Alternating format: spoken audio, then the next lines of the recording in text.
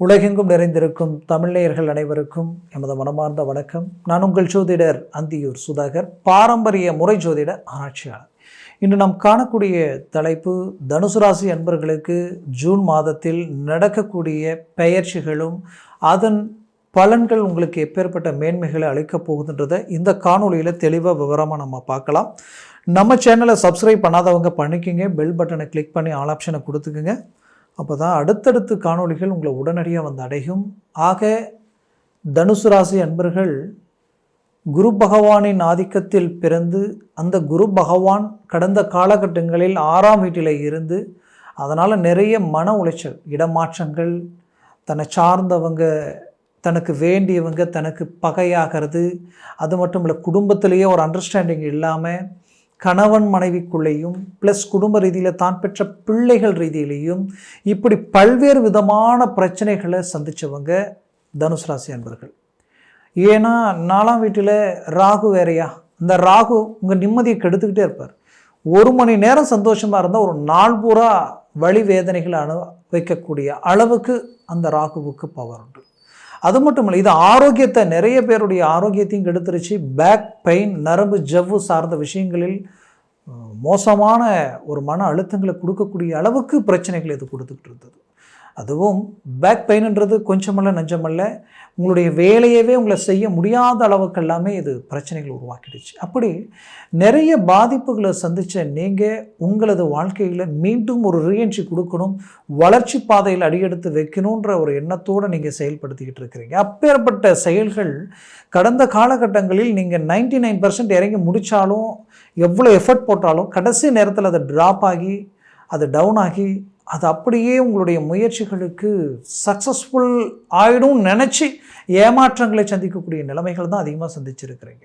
இதனுடைய விளைவுகளால் என்ன ஆயிடுச்சுன்னா, எவ்வளோ ரிஸ்க் எடுத்தாலும், எவ்வளோ நீங்கள் இறங்கி ஒவ்வொரு வேலைகளையும் மூவ் பண்ணாலும் கடைசி நேரத்தில் அது ட்ராப் ஆகக்கூடிய நிலைமை இன்னைக்கு, நாளைக்கு, அடுத்த நாள் இப்படியே எதிர்பார்த்து இன்றைக்கி நிறைய பிரச்சனைகளுக்கு ஆளாகி, இதனால் ஒரு புறம் வரவு செலவு பிரச்சனைகள் எல்லாம் டவுன் ஆகி சில நெருக்கடிகள் ஒரு புறம் இல்லாமல், இந்த நெருக்கடிகளால் குடும்பத்தில் இருந்த நிம்மதி சந்தோஷங்களும் கிடக்கூடிய அளவுக்கும், அதனால் சில மன உளைச்சல் அடையக்கூடிய நிலைக்கும் ஆளாயிட்டீங்கன்னு சொல்லலாம். இப்படி நிறைய மன அழுத்தங்களை கடந்து வந்த நீங்கள் உங்களது அந்த முயற்சிக்கு ஒரு சக்ஸஸ் கிடைக்குமான்னு எதிர்பார்த்தவங்களுக்கு சரியாக அந்த குரு பயிற்சி பெரிய லெவலில் சக்ஸஸ்ஃபுல்.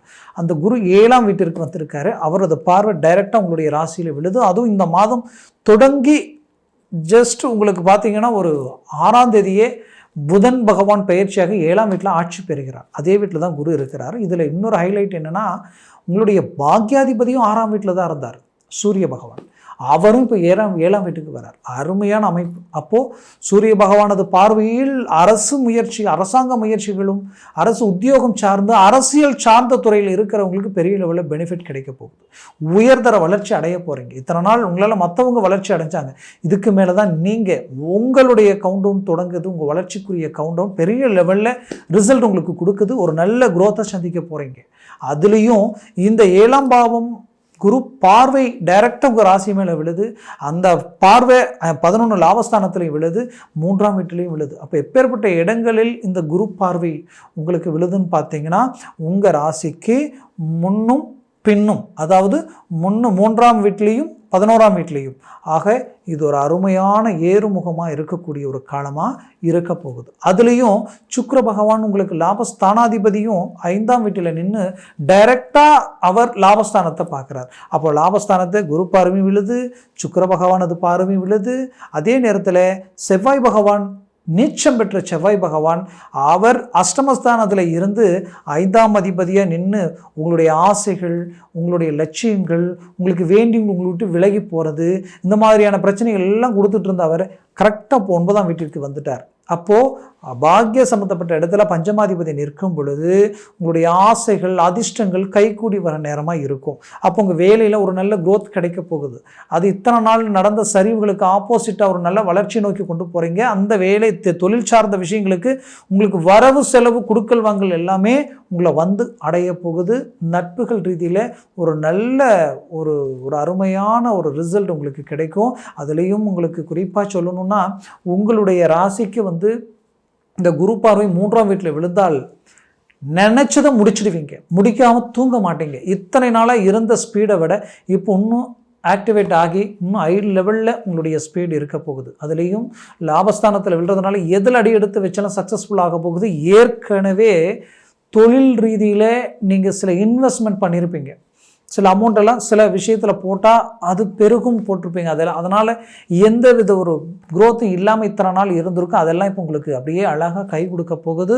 அதனால் இருக்கிற பிரச்சனைகளிலிருந்து ரிலீஃப் ஆகி ஒரு பெரிய லெவலில் தொழில் சார்ந்து ஒரு நல்ல உயர்தர வளர்ச்சியை நோக்கி அடியெடுத்து வைக்கக்கூடிய ஒரு காலமாக இது இருக்க போகுது.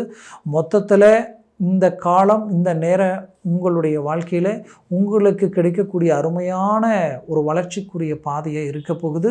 அதுலேயும் குறிப்பாக தனுசு ராசி என்பர்களுக்கு பஞ்சமாதிபதி இங்கே நீச்சம் பெற்றதுனாலே புத்திரபாகியம், பிள்ளைகளுக்கு ஆரோக்கிய ரீதியிலையும் சரி, அவர்களது செயலும் சரி, தான் எதிர்பாராத விதமான அவர்கள் சில முடிவுகளும் செயற்கை சிநேகிதங்களாலேயும் மன உளைச்சல்கள் அடையக்கூடிய நிலைமைகள் உண்டாக்கியிருக்கும். அதெல்லாம் சரி செய்யக்கூடிய ஒரு அருமையான நேரமாக உங்களுக்கு இந்த காலகட்டங்கள் அமைய போகுது. குறிப்பாக சொல்லணும்னா தனுசு ராசி அன்பர்களுக்கு குடும்பம் ஒன்றிணையக்கூடிய ஒரு காலமாக இது இருக்க போகுது. வெளிநாடு முயற்சிகள் கை கொடுக்கும். 100% வெளிநாடு முயற்சிகள் கை கொடுக்கும். வெளிநாடு வரைக்கும் டிரான்ஸ்போர்ட் சம்மந்தப்பட்ட தொழில், ஒரு ஆன்லைன் சார்ந்த தொழில் எல்லாமே கை கொடுக்கும். கடந்த காலகட்டங்களில் ஆன்லைன் சார்ந்த வேலை தொழில் ரீதியில் நிறைய நஷ்டங்களை சந்தித்தவங்களுக்கு இப்போ அது கை கொடுக்கக்கூடிய ஒரு நேரம். வாழ்வாதாரமே பாதிக்கப்படக்கூடிய அளவுக்கெல்லாம் ஆன்லைனில் பாதிப்புகளை சந்திச்சிருப்பீங்க. அது எல்லாத்தையும் சரி செய்யக்கூடிய அளவுக்கு வரக்கூடிய காலகட்டங்களில் ஒரு நல்ல ரிசல்ட்டை நீங்கள் சந்திக்க போகிறீங்க.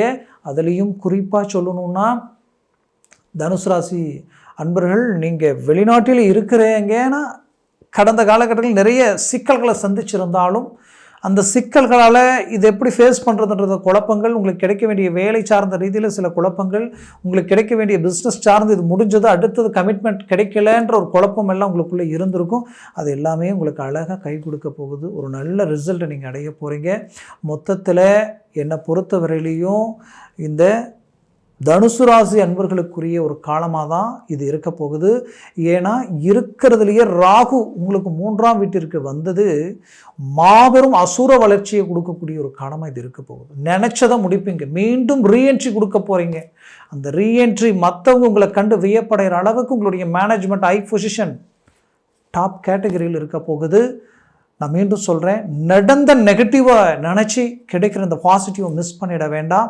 சுபகாரியங்கள், திருமண வாய்ப்புகள் கைக்கூடி வரப்போகுது. ரொம்ப முயற்சிகள் எடுத்து கடந்த காலகட்டங்களில் மணவர வரைக்கும் போய் கூட ரிஜெக்ட் ஆகி வெளியில் வந்தவங்க இருப்பீங்க. இந்த முறை இறங்கி ஒரு அருமையான சக்ஸஸ்ஃபுல் உங்களுக்கு கிடைக்கும். ஒரு நல்ல ரிசல்ட் அதனால் அடைய போகிறீங்க. ஒரு அருமையான வாழ்க்கை துணை உங்களுக்கு கிடைக்கும். கடந்த காலகட்டங்களில் இதுதான் லைஃப், இதுதான் வாழ்க்கை நினச்சி நம்பி கடைசி நேரத்தில் ஏமாற்றங்களை சந்திச்சிருப்பீங்க.